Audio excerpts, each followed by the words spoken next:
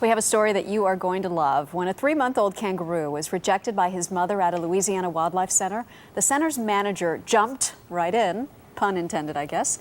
For 3 months, ChristinaCooper has been carrying around the little roo in a makeshift pouch over her shoulder.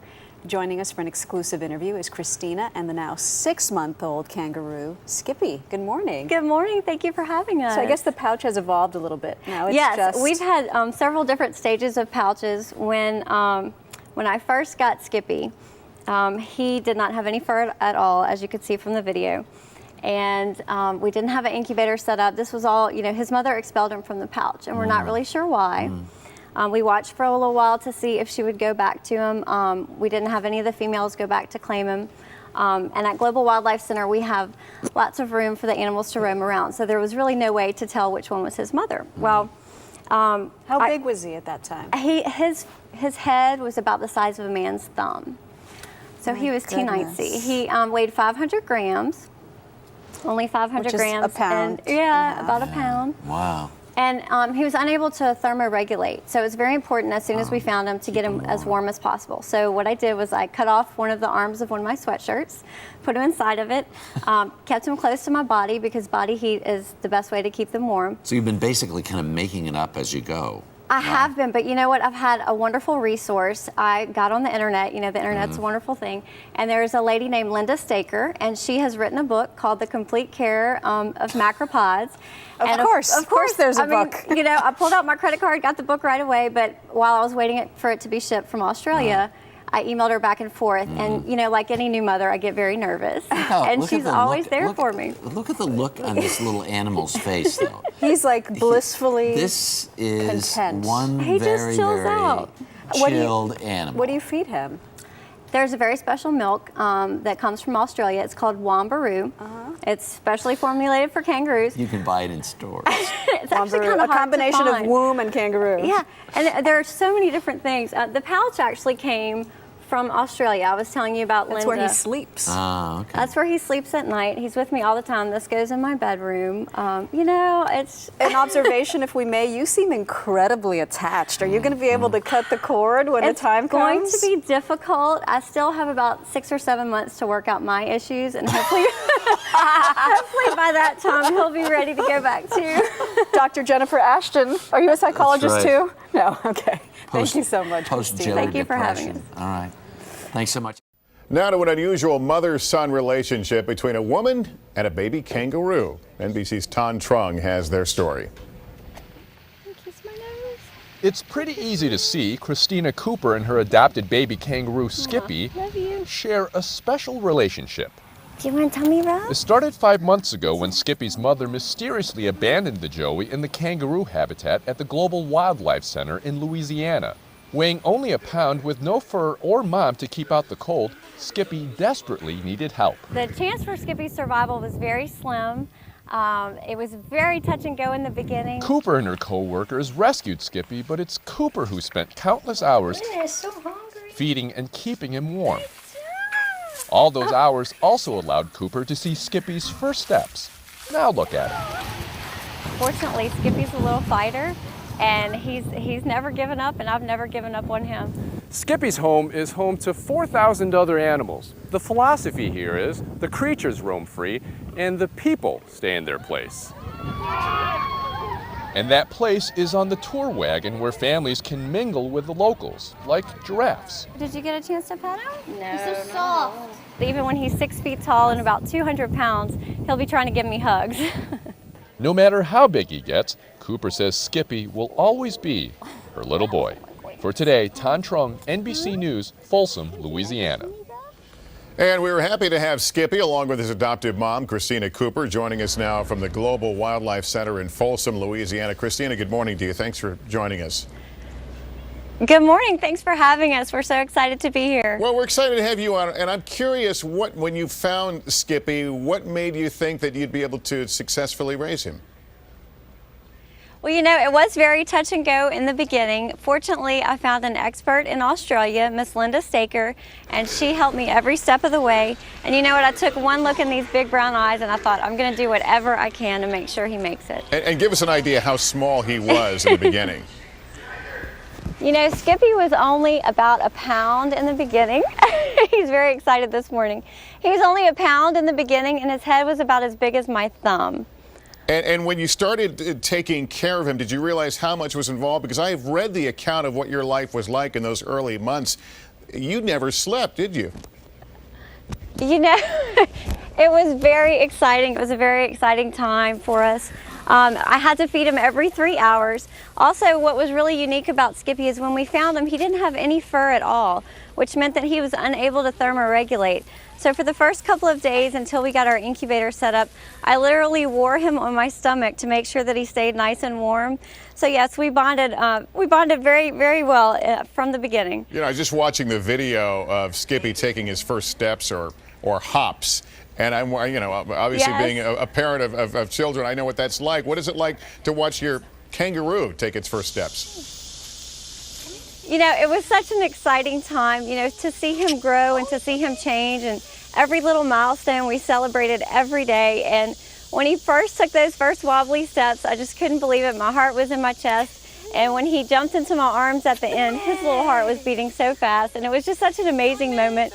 It was a moment that I hoped would come.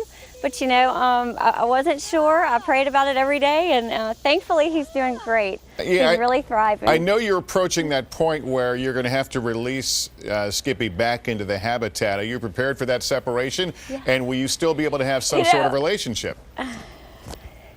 I have been told that even at 6 feet tall and 200 pounds, he's going to be giving me hugs and kisses.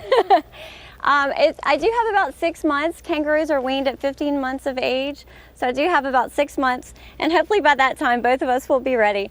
But I think he'll always be giving me kisses. Well, he's a real cutie. We're enjoying it. I didn't realize they got that big, 6 feet. So good luck with those hugs, okay? Oh, thank you so much. All right, And Chris. come out and see us at Global Wildlife Center soon. We hope to. ChristinaCooper and Skippy, thanks. We'll be right back. But first, this is Today on NBC.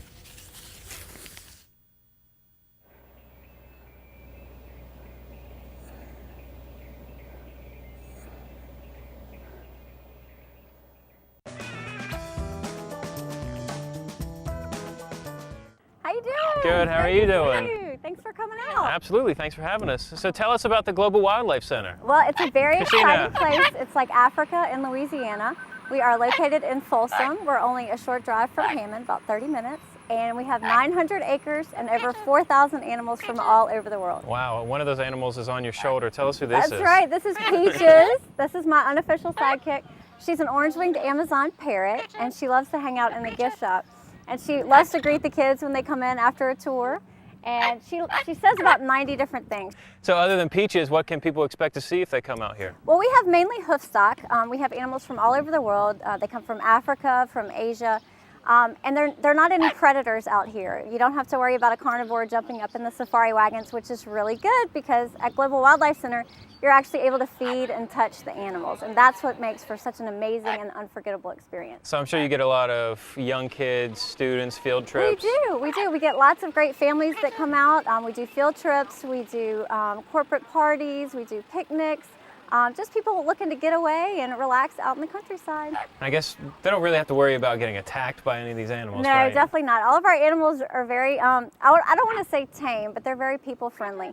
And they know that the safari wagons means that they're going to be fed. And that is the secret to some amazing animal adventures at the center.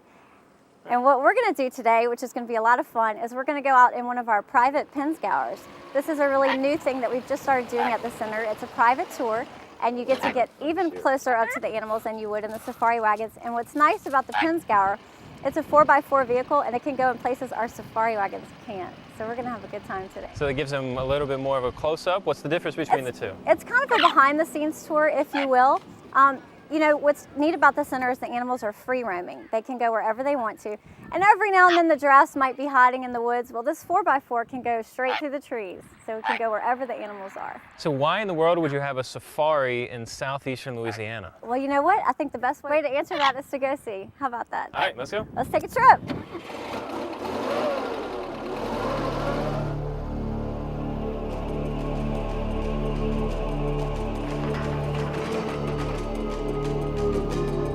The Global Wildlife Tour begins with the kangaroos. They're the only animal in the center not free roaming. These are red kangaroos from Australia. And my favorite story about the kangaroos is how they got their name. Actually, whenever the European travelers went over to Australia, they asked the Aborigines what those strange hopping creatures were. And the Aborigine people said kangaroo, which actually means an Aborigine, I don't understand what you're saying. So that's how the kangaroos got their name. Now, a kangaroo uses its tail for balance. If you were to hold on to the kangaroo's tail while it was hopping, it really wouldn't be able to navigate very well.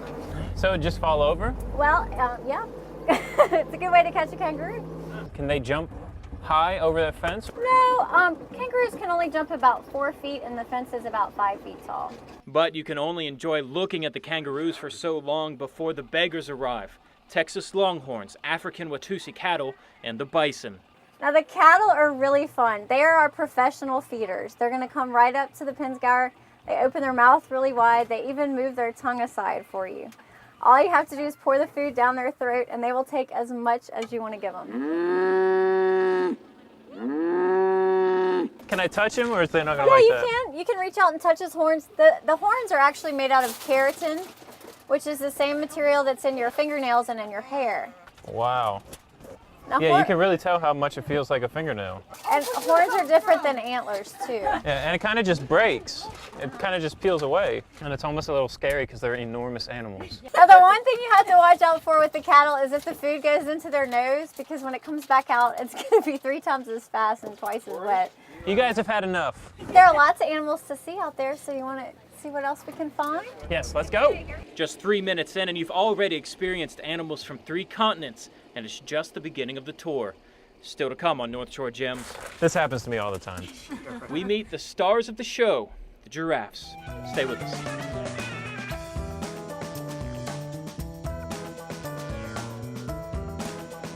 Welcome back to North Shore Gems. From kangaroos to camels, zebras, and giraffes, the Global Wildlife Center has it all. So you guys really have a lot of different animals roaming around together. It's not like they're separated into Right. large pens. And that's a good point that you brought up, because this is the first time that anyone's ever tried to do that. It's the first time anybody's tried to put this many species together in one free roaming environment. So that's pretty amazing. And it's worked. You guys haven't really had problems with it. No, in fact, it's worked very well, and the experts said that it couldn't be done. So it's kind of funny. We're kind of avant-garde that way. Some expert he was. Now the zebras are pretty fun. They're one of the most colorful animals, even though they're only black and white. But the zebras, you're not allowed to feed them or to pet them, and there's a good reason for that. Zebras show their affection and their aggression by biting. So if a zebra likes you, it's going to bite you. If it doesn't like you, it's going to bite you just a little bit harder. Yeah, that's not very nice. And how old are these? Those zebras are probably about 3 or 4 years old. How long can they live? Oh, let's see, probably about 20 years. And these are the llamas. They're one of our favorites. You can feed them from your hand. They walk right up to the tour, and you just put a little bit of the food in the palm of your hand, and they use their little lips to pick up the food. It kind of tickles. But the bad thing about llamas is they do spit. Hopefully nobody will get spit on today. But that's how they protect themselves. And sometimes they have food fights. So They have food fights? yeah. How do you have food fights? Oh, this llama right here is especially known for it. That's Maddie. And if Maddie's not getting enough food and she thinks that somebody else is getting too much, she'll start spitting her food at them. And some people are even using llamas as caddies in golf courses because their hoofs are so small and they don't do damage to the green. That is Sally the camel. How many camels do you have? We have 2 camels. We have a Bactrian camel, which is a 2-hump camel, and then Sally is a dromedary camel. The dromedary camels come from northern Africa and the Middle East. And there are all sorts of different races of camels. They're used for racing. They were used in the Civil War to carry mail and salt to the troops. Camels can do all sorts of neat little things. They have calluses on their knees and on the bottom of their stomach, and that's to protect them from the extreme temperatures, the hot sand in the desert. Their eyelashes are super thick, and so are their ears. They have really furry ears, and their nostrils can close up airtight, and that's so that whenever the sand is blowing in a sandstorm, it doesn't get in their delicate areas. Well, how do they fare in southeast Louisiana compared They to do really Africa? well. They do really well here. What's funny about our camels is if you come, now they have a nice, kind of luxurious coat. But if you come in the summertime, they are completely bald. They lose all of that Really? fur. Yeah, they lose all of that fur and they look really silly. And what's in a camel's hump is fat. It's not water like a lot of people think. The reason that people think that camels store water in their hump is they can drink about 40 gallons of water in a single sitting. And everybody figured, well, the water's got to be going somewhere. It must be going into the hump. But actually their stomach is pleated and it kind of expands to hold all that water. So we're surrounded right now by deer, camels, ostriches, zebras. On a normal safari, if somebody was going to say one in Africa or somewhere else, would you see all of these types of animals together? Or is this fairly new just for this one specific location?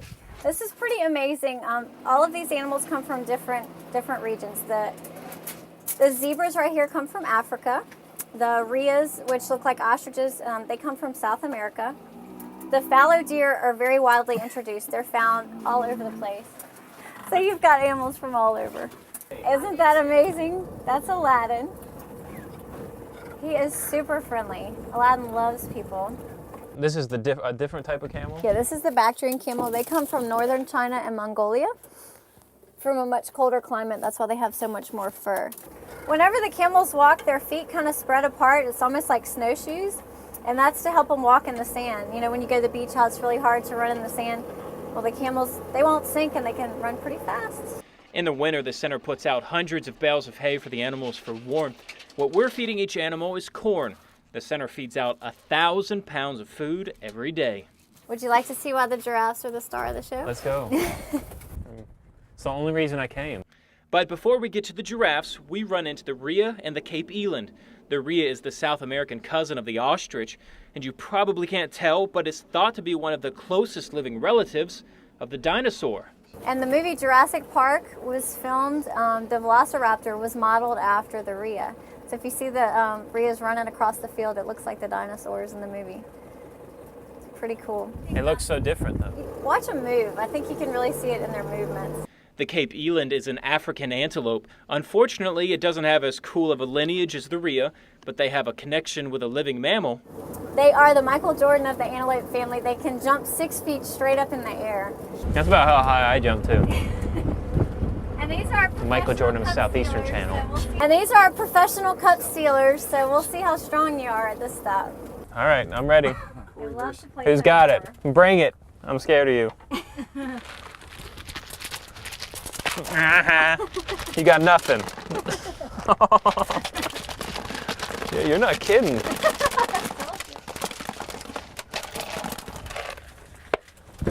He just put a hole in the cup almost. All right, let's see the giraffes across the lake, so we'll go see them next. The field you cross to get to the giraffes is a large grazing spot for all the animals. But since Hurricane Katrina, this area holds a little bit more meaning. And this is the field where all the animals came during Hurricane Katrina. It's the highest point in the property, and there are no trees here. We lost about 1,000 trees during the storm, and the animals knew what to do. I mean, we can't really put them up anywhere, and if we were to put them up, then you run the risk of, say, the barn blowing down. So we left all of them free roaming. But all the animals came into the lake field and they huddled together side by side, shoulder to shoulder, even animals that don't normally herd together. It was pretty amazing. And that's how they rode out the storm. And we didn't lose a single animal in Hurricane Katrina. When you finally reach the giraffes, it's easy to realize why they're the stars at the Global Wildlife Center. They're beautiful, majestic, and loving creatures. And they're enormous. Now this is Zira. Yes, Zira loves corn. She'll stick her head right in here. The giraffes have an 18-inch long tongue. Giraffes only have 7 bones in their neck. Only 7, just the same. You're right, they're much longer than ours are. Every mammal, from the smallest mouse to the biggest elephant, is going to have 7 vertebrae in its neck. The giraffes are really gentle. They can run about 35 miles an hour. They have the largest heart of any land mammal. Their heart's about 3 feet long and weighs about 26 pounds. And that's to pump the blood all the way up that long neck and down those long legs. Even though it is a gentle giant, the giraffe isn't something you or any creature wants to mess with. Their kick is very powerful. They can kick with both their front legs and their back legs. They can actually kill a lion with one kick. So there are not a lot of natural predators for the giraffes in the wild. And these are all African? Yeah, they're reticulated giraffes. All giraffes come from Africa, and these are reticulated. What does that mean? It means it comes from the Latin root reticuli, which means net-like. If you look at these giraffes, it looks like somebody threw a cargo net on them and spray painted them. They have really distinct markings. You can tell how old a giraffe is by how much white is between those spots. Not many places where you can get eye to eye with a giraffe like that. No, not many. And yeah, I would never have expected to be able to do it in this part of the country. The unexpected surprise for a cow pasture in the middle of nowhere. Yeah. Unfortunately, the tours do have to end, but the animals are always here waiting for your visit. Christina, thank you so much for that tour. You have spectacular animals out here. Well, thanks for coming to safari with us at Global Wildlife. Come back soon. We will. Thank you. Thanks. Well, we've gone from the swamps of Louisiana to Australia, Europe, Africa, even Asia. We've done it all without leaving the North Shore. It's just a taste of some of the gems that our area has to offer. On behalf of everybody here at the Southeastern Channel, I'm Corey Broman, folks. Thanks for watching North Shore Gems. For more information about Clee Bears or the Global Wildlife Center, just head to their websites, globalwildlife.com and cleebeartours.com.